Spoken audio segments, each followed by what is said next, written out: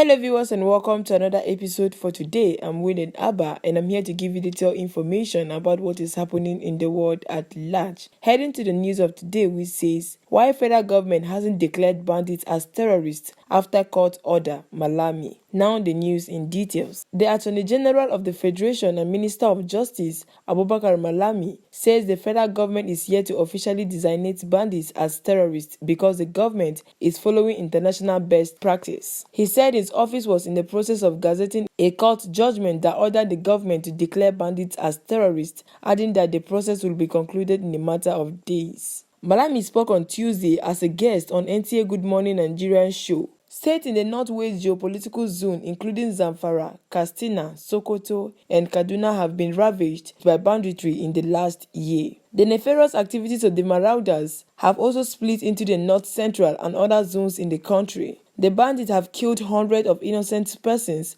kidnapped several others, including school children, with some still in their custody while some are nursing injuries sustained during the attacks. There has been clamor by many Nigerians, including socio-political groups, that bandits should be declared as terrorists like the blood-testing Boko Haram insurgent groups. Justice Taiwo of the Federal High Court in Abuja on November 26, 2021, has granted an ex parte application by the federal government for Yambindiga, Hausa words for gunmen, and Yata Ada, Hausa word for terrorist, to be declared as terrorists by the regime of the President, Major General Muhammadu Buhari, has not done so over a month after. Whereas in the case of the indigenous people of Biafra, Malami was able to gazette the destination of IPOB as terrorists on the same day that the Justice Abdul Kafarati gave the order on September 20, 2017. Speaking on Tuesday, Malami said the government acted swiftly in declaring IPOB and Boko Haram as terror group because of the threats to life and properties they have caused in the nation. He said government has a responsibility to act, but within the context of acting,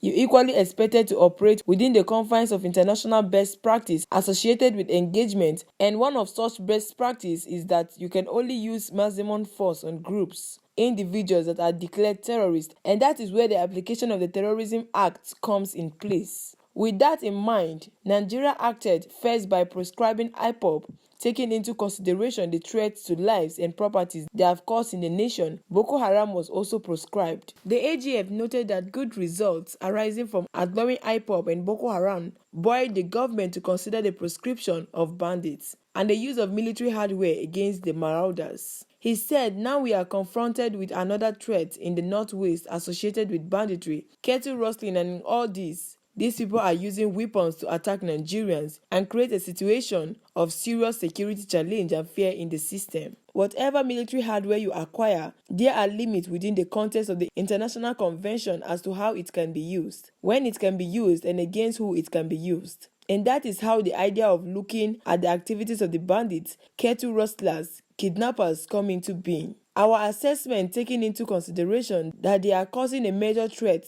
to the territorial peaceful coexistence and causing a major threat to life with weapons. The idea then came about that indeed the bandits have satisfied the criteria of being declared terrorists within the context of the law, so that whatever military hardware at the disposal of the federal government can best be used against them within the context of the international convention and within the context of the law. On why his office has not gazetted the court order designating bandits as terrorists, the senior advocate said, the gazetting of a court order or judgment is a process, but what matters fundamentally within the context of international convention is the judicial declaration that has been obtained. The court has declared bandits, kidnappers, cattle rustlers as terrorists. So with or without the Gazette, what gives effect to such declaration is a judicial pronouncement, but the Gazette is a mere formality and it has been on, and I believe within a matter of days it will be concluded. Alright my people, that is that for the news. Well, just hear him again. If so, why spending public money in buying those hardwares? Why not waiting for approval before buying them, if I may ask? Just come out plain and say the truth. Say it's a fight against the North and stop beating around the bush, sir. Well, for your information, the masses know that sentiment won't allow you people to do so. If I may ask, the international law you're talking about, such laws are not even applicable when it comes to internal security operations. So as a senior advocate of Nigeria, you justify government being selective to which court order to obey? Well, this is just a question. Well, if the court order were to be used against Igbo or Mazi Nnamdi Kanu, I am sure the anthem would be, it's our internal affairs, international community should leave us alone. Well, I'm advising you to keep pampering them till they take over the north. This same government was quick to proscribe IPOP terrorists, but now following due process when it has to do with the north. Heading to the other news, which is what Buhari will consider to grant request for Kanu's release, Malami. Now the news in details. The Attorney General of the Federation and Minister of Justice, Abubakar Malami, says the President, Major General Muhammadu Buhari, will consider the interests of over 200 million Nigerians before he grants the request for the release of the leader of the proscribed indigenous people of Biafra, Nnamdi Kanu. Malami spoke on Tuesday as a guest on NTA's Good Morning Nigerian show monitored by The Punch. The Punch has earlier reported that some respected Igbo elders led by Minister of Aviation in the First Republic, Chief Amechi, visited the president in Aso Rock and requested the unconditional release of the detained sensationist leader. During the visit on November 19, 2021, Buhari has told them he will not want to interfere in the running of the judiciary, but said he will consider that demand, though a heavy one. Malami had also on November 10, 2021, said a political solution cannot be ruled out to resolve the crisis surrounding the separatist agitations in Nigeria, but later made a U-turn and said the option is not on the table yet. Asked on Tuesday about the request by the Igbo leaders, the AGF said Buhari would consider the interest of over 200 million Nigerians before he takes any decision. The minister also said the president considered public interest as against the interest of sectional groups, which he refused to assent to the electoral amendment bill.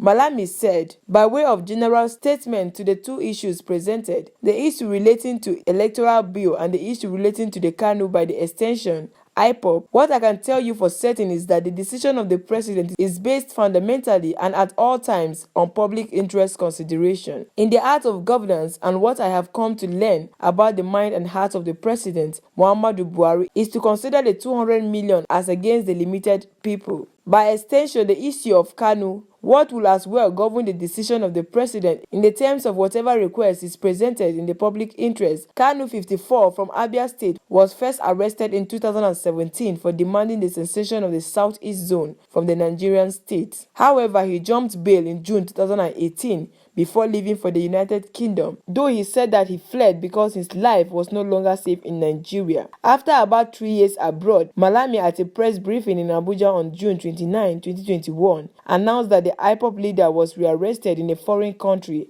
and extradited to Nigeria, though Kanu's lawyers said he was rearrested in Kenya and brought to Nigeria. Alright, my people, that is it for the news. Well, if you like, continue keeping him. Nothing lasts forever. Even your position as Minister for Justice and Attorney General of the Federation, Mazi Nnamdi Kanu's detention won't last forever either, because he will never stop agitating for the Republic of Biafra, because that is even what is best for this country that is filled up with sentiment. What did you expect? For them to keep on enduring, suffering and enduring it? No. You keep him there is not forever. One day he will go out of that place and he will regain his freedom for real. Anyways, the more Nigerian government keep Mazi Nnamdi Kanu in DSS custody, the more Nigerian government will keep on experiencing multiple problems. If I may ask, what has it done wrong? Alright, my people, that is that for today. We don't know your thoughts and opinion. We'd love you to share it with us at the comment section below. In case you haven't subscribed, we'd love you to do so. Please click on the subscribe button below and click on the bell by the side so that whenever we drop our content, you'll be the first person to get notified. Thanks for staying tuned to this very last moment, and God bless you.